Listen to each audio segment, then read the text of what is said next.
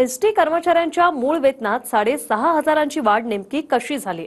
निर्णयानंतर श्रेय घेण्यासाठी काय गोंधळ झाला? ढकलाढकली कशामुळे झाली? पाहूया हा रिपोर्ट. जयश्री पाटलांनी चांगला खेचून लावलेला आहे. तो मला टकल्या बोलला, तो टकल्या बोलला तर मी त्याला हेकण्या बोललो. तुम्हाला माहित नाही तिथं सुद्धा खेचलेली आहे चांगल्यापैकी. मुख्यमंत्र्यांनी सांगितलं त्याच्या नादाला लागू नका म्हणून, म्हणजे त्याला म्हणायचं होतं तो वेडा आहे म्हणून. जय श्रीराम.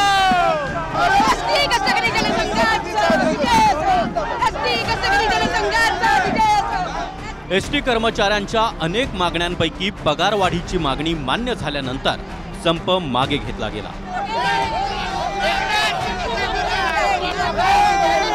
मात्र अशा निर्णयानंतर श्रेयवाद कसा रंगतो त्याचं ज्वलंत उदाहरण सह्याद्री अतिथीगृहाबाहेर पाहायला मिळालं.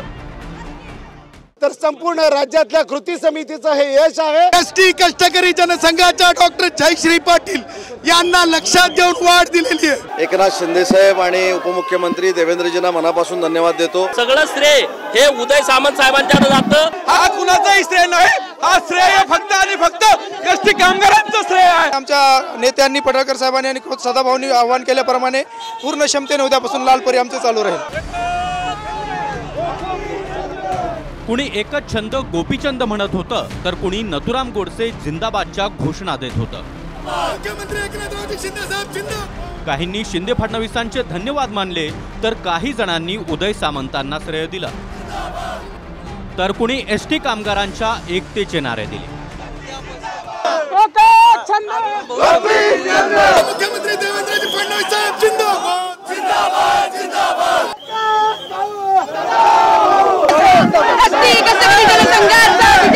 पंडित नथुरामजी गोडसे, छत्रपती शिवाजी महाराज, माँ भवानी यांच्या विचाराला मान आज मिळालेला आहे.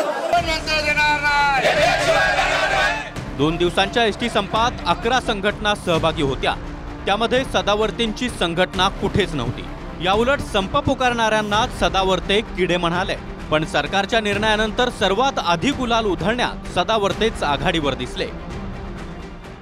हे जे लोक आहेत हे महाविकास आघाडी, शरद पवार आणि उद्धव ठाकरेशी संबंधित काही बोटावर मोजण्या इतके रिटायर्ड झालेले, जे नोकरींमधून काय म्हणतो त्याला तडीपार म्हणता येणार नाही, पण जे नोकरीतून ज्यांना काढून टाकलेले बडतर्फ ही लोक आहेत. जी संघटना म्हणून जे काही तुम्ही कृती समिती म्हणता, मी तिला कृती म्हणणार, ती किडे समिती. सरकारने एसटी कष्टकरी जनसंघाच्या डॉक्टर जयश्री पाटील यांना लक्षात घेऊन वाढ दिलेली आहे. ही शरद पवारांच्या बगल बच्चांमुळे नाही, कारण एसटी धावत होती 85% केवळ जनसंघामुळे. आणि आम्ही सन्माननीय उपमुख्यमंत्र्यांना हेही सांगितलंय की लढा संपलेला नाही. अहो तो घुसखोर आहे, तो कुठेही घुसतो. मला तो घुस व्हायची तो माणूस झालाय, कारण हे घुसीचं काम आहे, मध्ये घुसायचं. तो घुस व्हायची तो माणूस झालाय, तो घुसखोर आहे. त्याचा या आंदोलनाशी काही संबंध नाही. आधी एसटी कामगारांच्या पगारात सरसकटपणे 6,500ची वाढ झाल्याचं सांगितलं गेलं. नंतर मात्र 2021 साली जी वाढ मिळाली होती तीच वाढ 6,500पर्यंत करण्यात आल्याची माहिती समोर आली. म्हणजे 2021 साली एसटी कर्मचाऱ्यांना 5,000, 4,000 आणि 2,500 अशी अनुक्रमे वाढ मिळाली होती. ज्यांना गेल्या वेळी 5,000ची वाढ मिळाली त्यांना 1,500, गेल्या वेळी 4,000ची वाढ मिळाली त्यांना 2,500, तर गेल्या वेळी 2,500 वाढ मिळालेल्यांना यंदा 4,000 अशी पगारवाढ देण्याचा निर्णय घेण्यात आला.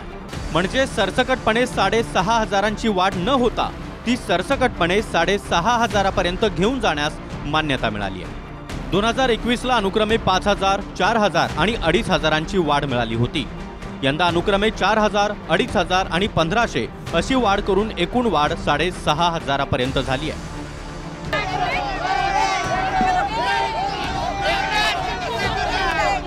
मात्र सदावर्तेंच्या पत्नी जयश्री पाटलांच्या दाव्यानुसार एसटी कर्मचाऱ्यांच्या पगारात 6.5%ची वाढ झाली आहे. कारण का बैठकीमध्ये काय निर्णय महत्त्वाचे? महत्त्वाचा निर्णय म्हणजे आमच्या कष्टकऱ्यांच्या पगारामध्ये वाढ झालेला आहे 6.5%. सरकारने 6,500 रुपयाची वाढ दिलेली आहे. कष्टकरी जनसंघाच्या 64,000 कर्मचारी असल्यामुळे जे आहे बस व्यवस्थेवर परिणाम झाला नव्हता आणि मान राखत कष्टकऱ्यांचा वाढ दिलेली आहे. त्या माणसाला कुठून वकील केलं, कुणी केलं मला माहिती नाही. पदवी दिलेला माणूस जरा चेक करावं लागेल. त्या माणसामुळे एसटी महामंडळाचं वाटोळ झालं, त्या माणसामुळे एसटी कामगारांच्या आत्महत्या झाल्या, त्या माणसामुळे आमच्या सोन्यासारख्या बँकेचं वाटोळ झालं. सदावर्तेनं असं म्हणायचा अधिकारच नाहीये. आपलं हसं करून घ्यायचं, मोठ्याने भुकत राहायचं, मोठ्याने बोलायचं आणि आपलं हसन करून घ्यायचं. पगारवाढीच्या शिक्कामोर्तबानंतर सर्वात आधी सदाभाऊ आणि पडळकर बाहेर आले. माध्यमांपर्यंत पोहोचण्यात सदाभाऊंनी आघाडी घेतली आणि सदाभाऊ बोलण्यास सुरुवात करतील तेवढ्यात आधी गुलाल लावा म्हणून पडळकरांनी त्यांना आवाज दिला.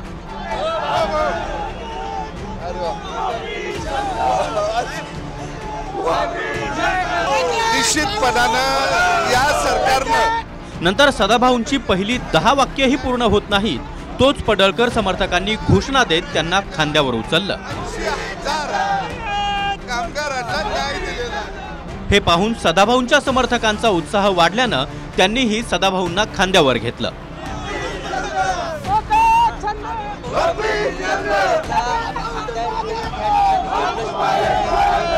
पण निर्णयावर पहिली प्रतिक्रिया देण्याचा मान पडळकरांनीच मिळवला.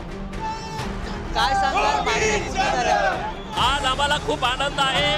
माननीय मुख्यमंत्री, माननीय उपमुख्यमंत्री महोदय यांनी खूप चांगला निर्णय केला.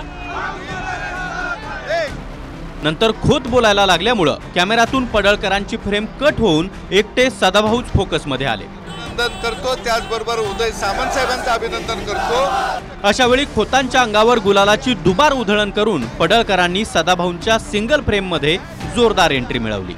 सरकारनं केलेलं आहे. गेल्या वेळी आम्ही 5,000 हे सगळं श्रेय राज्याचे मुख्यमंत्री एकनाथजी शिंदे. यानंतर मंत्री उदय सामंत बोलायला आले.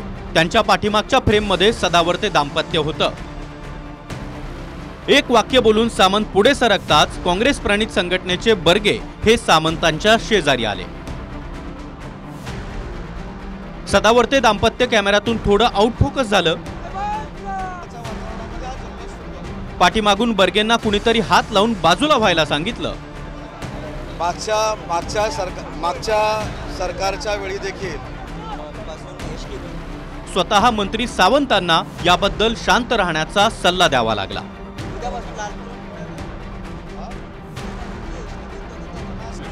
या संदर्भामध्ये पुढे सावंतांना पुन्हा माध्यमांनी गाठलं.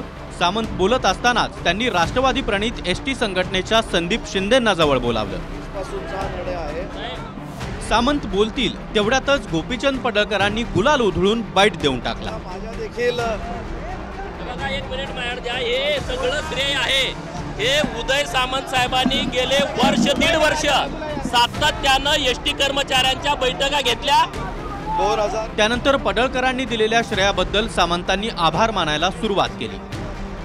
तितक्यात बहुधा सदाभाऊ खोतांनी सामंतांना गुलाल लावला.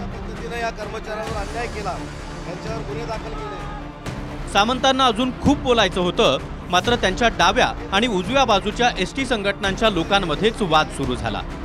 आमदार उदय ऐका जरा सदावर्ते ऐका, किती वेळा काय करणार जरा ऐका, काय करायचं. घटनास्थळावर कधीही उद्रेक होऊ शकतो याचा अंदाज आल्यामुळेच मंत्री सामंतांनी निघून जाणंच पसंत केलं.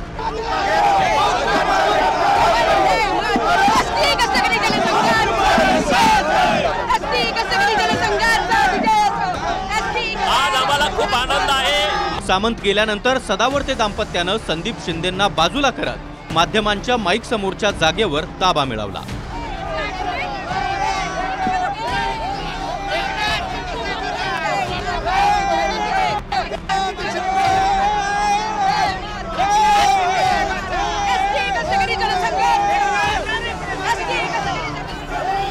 तिकडे पुन्हा एकदा समर्थकांनी पडळकरांना खांद्यावर घेतलं. त्यामुळे सदावर्तेंचे समर्थक देखील मागे राहिले नाही. माध्यमांच्या कॅमेऱ्यांकडे पाठ करून सदावर्ते घोषणा देत असल्यानं त्यांचा चेहरा दिसत नव्हता.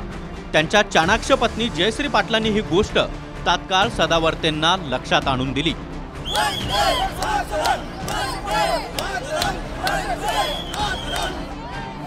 हे सगळं सभागृहाच्या बाहेरच घडलं नाही, तर सभागृहाच्या आतही मोठा राडा झालाय. कुणी कुणाला टकल्या म्हणालं तर कुणी कुणाला हेकण्या. आज शरद पवार आणि उद्धव ठाकरेचा पराभव झालेला आहे, वैचारिक पराभव झालेला. महाविकास आघाडीचा हे होते बोलायचा प्रयत्न केला तर जयश्री पाटलांनी चांगलं खेचून लावलेलं आहे. तुम्हाला माहित नाही तिथं सुद्धा खेचलेली आहे चांगल्यापैकी. कृती समितीत सदावर्ते नव्हते, त्यांचा कृती समितीशी काही संबंध नाही. ते मध्ये घुसले म्हणून मी त्याच्यावरती आक्षेप नोंदवला. तर तो मला टकल्या बोलला, तो टकल्या बोलला तर मी त्याला हेकण्या बोललो. तो मला पुढे येत होता तर मी त्याच्या अंगावर धावून गेलो. कारण मी कोल्हापूरचा आहे, मी पैलवानांच्या तालमीतला आहे, घाबरणारा नाही आहे. मध्यस्थी झाली, मुख्यमंत्र्यांनी मध्यस्थी केली. हो झाली. मुख्यमंत्र्यांनी सांगितलं त्याच्या नादाला लागू नका म्हणून, म्हणजे त्याला म्हणायचं तो वेडा आहे म्हणून. 2 दिवसांपूर्वीच सत्ताधारी सदाभाऊ आणि पडळकर सरकार निर्णय का घेत नाही म्हणून संपात सहभागी झाले होते. आणि आता त्यांचे समर्थक पगारवाढीचं श्रेय या दोन्ही नेत्यांना आणि हे दोन्ही नेते सरकारला देत आहेत. मयुरेश जाधवसह विनायक डावरुंग, TV9 मराठी, मुंबई.